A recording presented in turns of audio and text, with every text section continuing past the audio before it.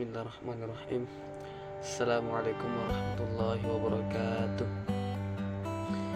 Alhamdulillah.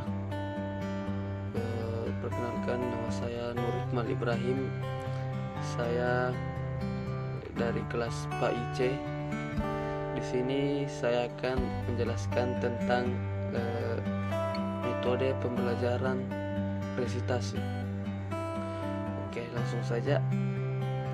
Sebelum kita masuk ke metode pembelajaran resitasi, alangkah baiknya kita mengetahui dulu apa itu metode pembelajaran. Jadi, metode pembelajaran adalah salah satu aspek penting dalam kesuksesan sebuah pembelajaran. Supaya tujuan pembelajaran tercapai dengan optimal, dibutuhkan berbagai dukungan, baik dari dalam maupun dari luar kegiatan pembelajaran. Guru pintar memiliki peran yang sangat penting dalam menciptakan suasana belajar yang efektif dan menyenangkan. Salah satunya adalah dengan cara menggunakan metode pembelajaran yang tepat, yang sesuai dengan karakter dan juga kebutuhan siswa-siswa yang diajar di kelas. Selain itu, penggunaan media pembelajaran juga akan sangat menunjang ketercapaian tujuan pembelajaran di sekolah. Guru pintar dituntut untuk kreatif dan inovatif dalam menciptakan atau menerapkan metode pembelajaran di kelas. Metode pembelajaran adalah tata cara atau jalan untuk mencapai tujuan sesuai dengan indikator yang telah ditentukan dengan rencana pelaksanaan pembelajaran. Metode pembelajaran yang baik harus benar-benar dipersiapkan dengan matang sehingga kegiatan pembelajaran berjalan dengan efektif dan pada akhirnya tujuan pembelajaran dapat tercapai dengan baik. Itulah pengertian dari metode pembelajaran. Setelah kita mengetahui apa itu metode pembelajaran, maka kita akan masuk pembahasan tentang metode pembelajaran resitasi.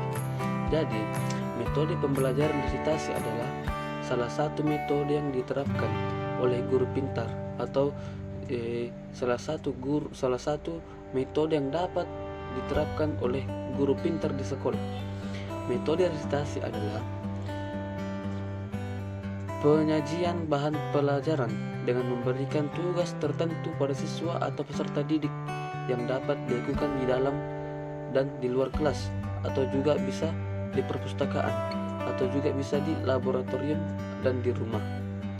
Dengan kata lain, metode resitasi dalam pembelajaran adalah metode penyajian bahan atau materi pelajaran di mana guru memberikan tugas tertentu agar siswa dapat melakukan kegiatan belajar.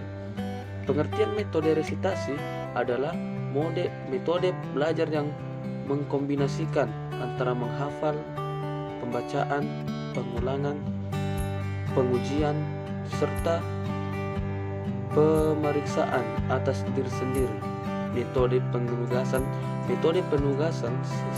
sering disebut untuk penyebutan metode resitasi ini.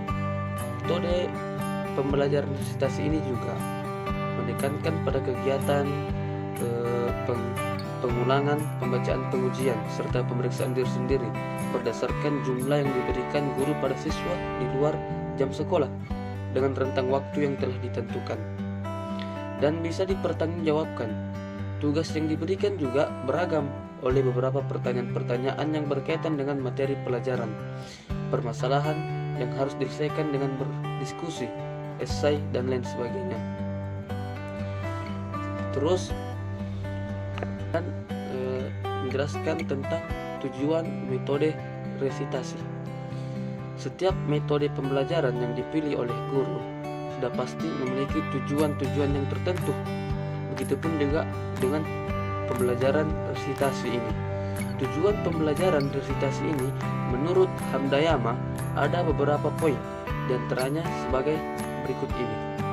Yang pertama, siswa dapat memiliki pemahaman yang mendalam mengenai materi pelajaran yang telah disampaikan dan juga telah mereka pelajari. Terus yang kedua, siswa terlatih untuk dapat belajar sendiri dan mandiri dalam mengerjakan tugas. Terus yang ketiga, siswa terlatih untuk dapat memanfaatkan dan membagi waktu sebaik mungkin antara bermain, belajar, dan menyelesaikan tugas. Terus yang keempat, siswa terlatih untuk dapat berpikir dan menyelesaikan tugasnya sendiri dengan cara yang tepat. Terus yang kelima, siswa akan memiliki pengalaman belajar yang lebih baik dari kegiatan yang dilakukan di luar kelas. Setelah kita mengetahui tujuan metode resitasi, maka kita akan ke jenis-jenis metode resitasi. Jenis-jenisnya ada dua. Yang pertama, penugasan individu. Seperti namanya, penugasan individu adalah sebuah bentuk penugasan yang dibebankan kepada masing-masing siswa. Tugas secara individu lebih ditekankan kepada pembinaan kognitif. Melalui tugas individual ini, siswa dituntut untuk menunjukkan kesanggupan dan kerajinan masing-masing. Meskipun demikian, siswa tetap diberikan kesempatan untuk berdialog atau berdiskusi dengan siswa lain, tapi tugas yang diberikan harus tetap dikerjakan secara perorangan. Terus, jenis-jenis yang kedua adalah jenis penugasan kelompok. Sesuai juga dengan namanya, penugasan kelompok dalam metode resitasi adalah bentuk tugas yang diberikan guru kepada siswa untuk diselesaikan secara berkelompok. Jenis metode resitasi ini digunakan oleh guru untuk membantu siswa supaya mereka mampu bekerja sama di dalam kelompok-kelompok yang telah dibentuk untuk menyelesaikan tugas yang diberikan oleh guru.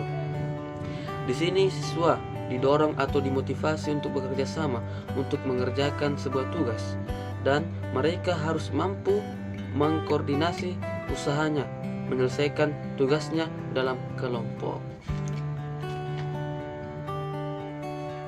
Selanjutnya, kita akan membahas tentang langkah-langkah penerapan metode resitasi dalam pembelajaran. Seperti sudah dibahas tadi bahwa metode resitasi merupakan metode pemberian tugas. Maksudnya adalah ketika guru menerangkan atau menyampaikan materi pelajaran, siswa akan mendapatkan tugas yang berhubungan dengan materi pelajaran tersebut.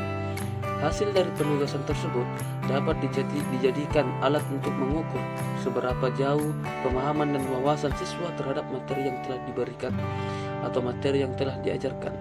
Di sini siswa akan disuruh membuat suatu rangkuman atau resume. Inilah juga yang disebut dengan resitasi.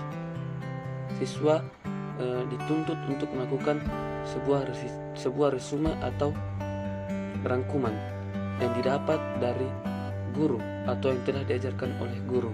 Metode pembelajaran ini akan membuat siswa berperan aktif dalam pembelajaran dan guru menjadi lebih efektif dalam memberikan penugasan.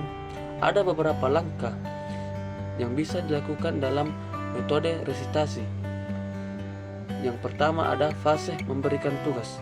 Fase pemberian tugas ini, langkah pertama yang guru lakukan untuk menerapkan metode ini dengan memberikan tugas kepada siswa. Tugas yang diberikan tidak boleh sembarangan atau asal-asalan.